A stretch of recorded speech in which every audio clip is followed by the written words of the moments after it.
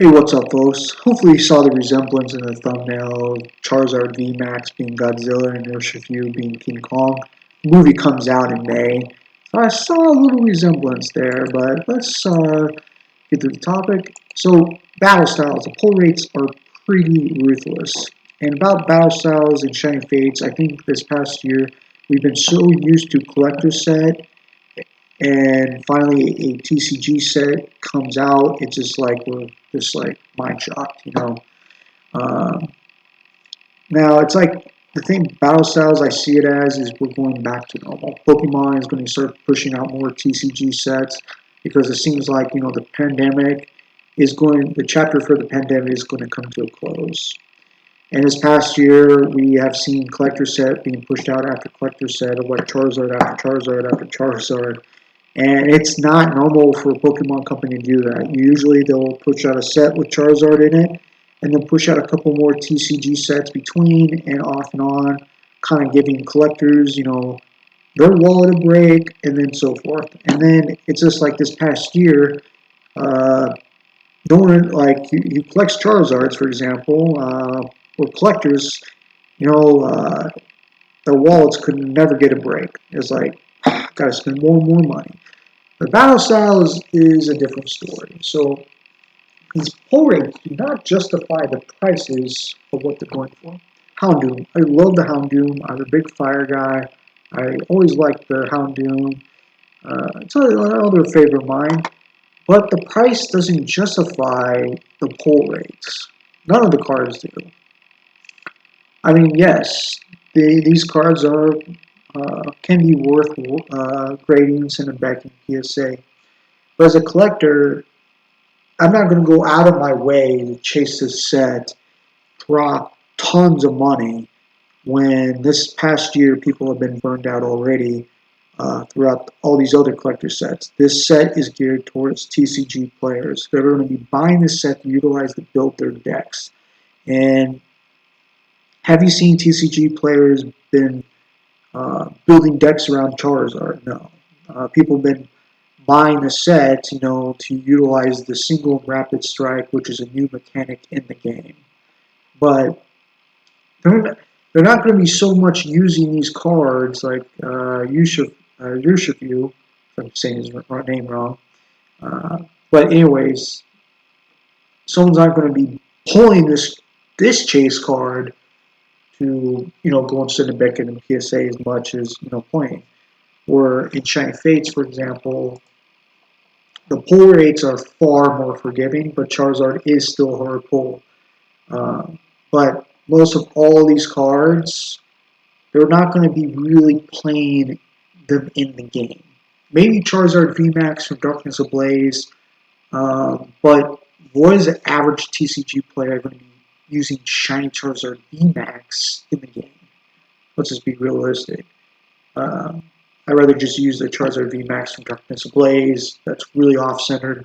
Not really worth sending the PSA back in, just utilizing the game. But they do have the full arch Ditto VMAX that's not a shiny, so you can still utilize those cards for gaming purposes instead of using the shinies and the shinies. The full art. I don't know if Skyla is going to be utilized in TCG. Maybe the TCG players are watching this video. Comment below. But most of all these cards here are going to be sent to for grading purposes for collectors to pull and grade, flip, or add to their collection.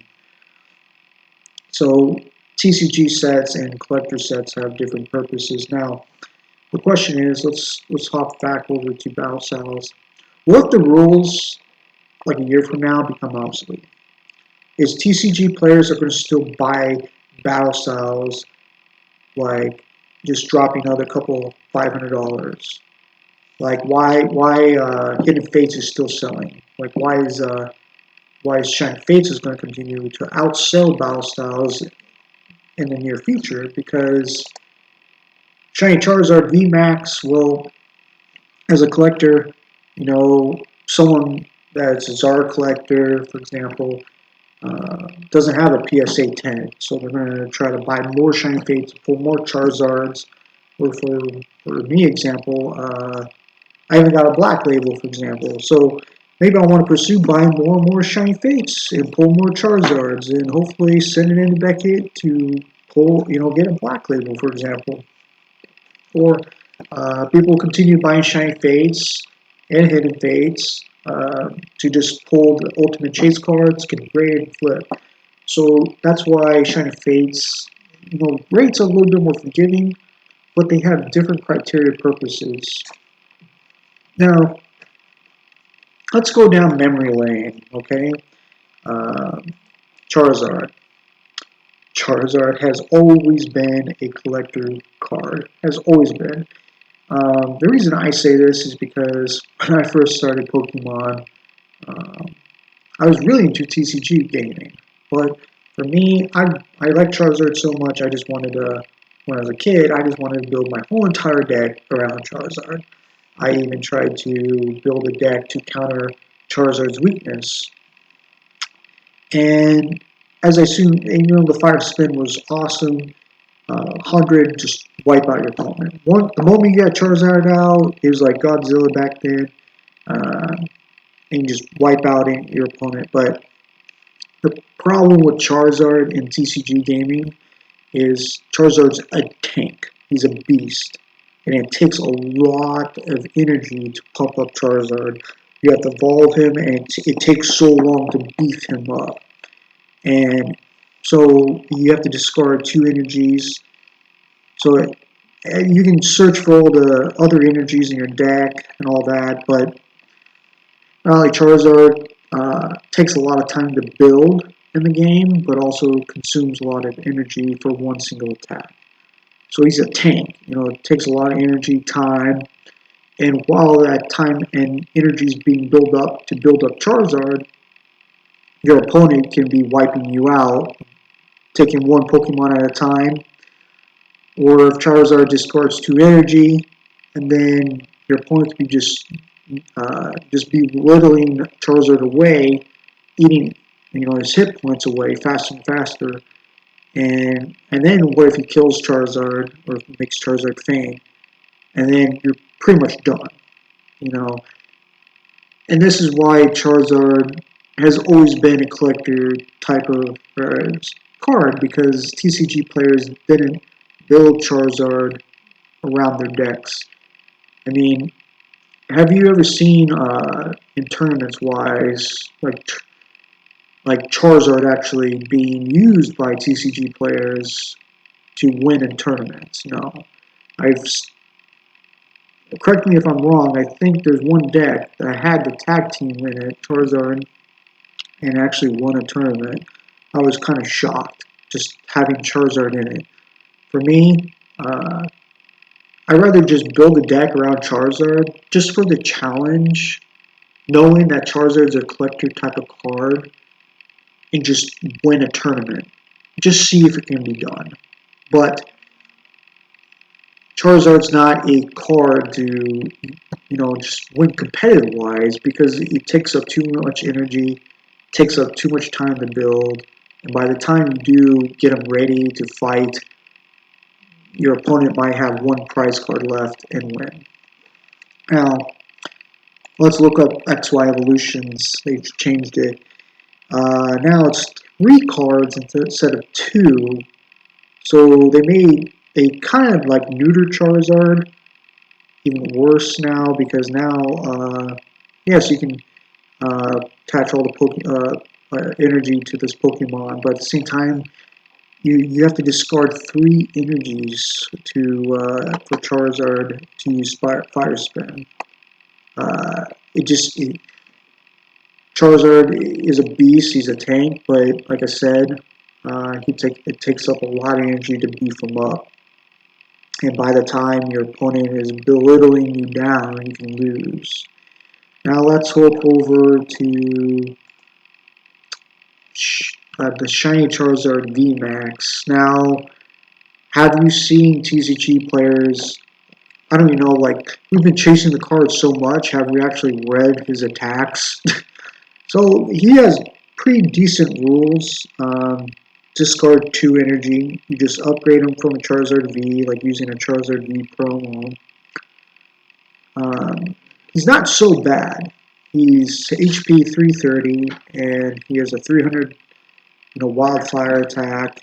And even if you discard 2 of the energies, he still can be utilized with Claw Slash. But I see Charizard Vmax no different from Charizard 20 years ago. They're both tank Pokemon. They're beasts. They take up a lot of energy to build up and to beef up, and their attacks are both beefy and enormous, which is awesome. But now we can look at Urshifu with a single strike. If you get, I believe, 3 of the type of energies, your attack can beef up to 330, knocking out Charizard Vmax in 1 strike.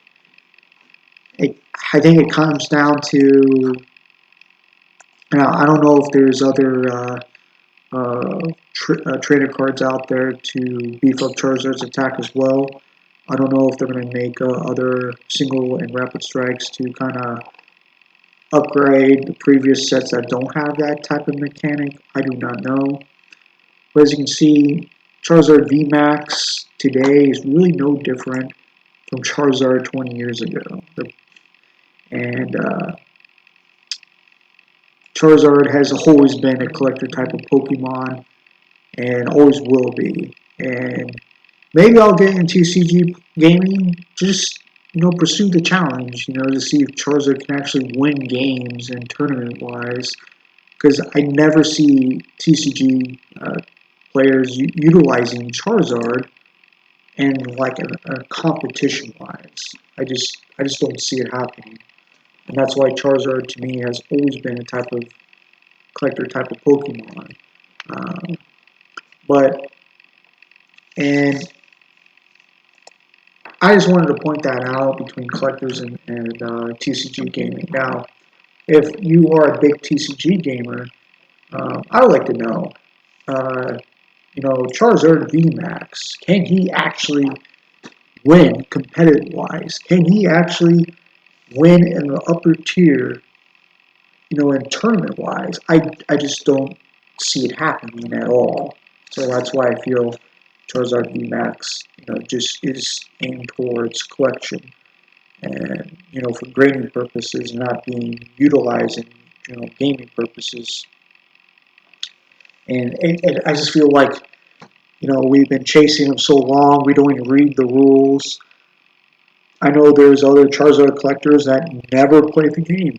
Never. They just love the artwork. They love the Charizard art. They love just collecting the card itself. And they never play the game. So,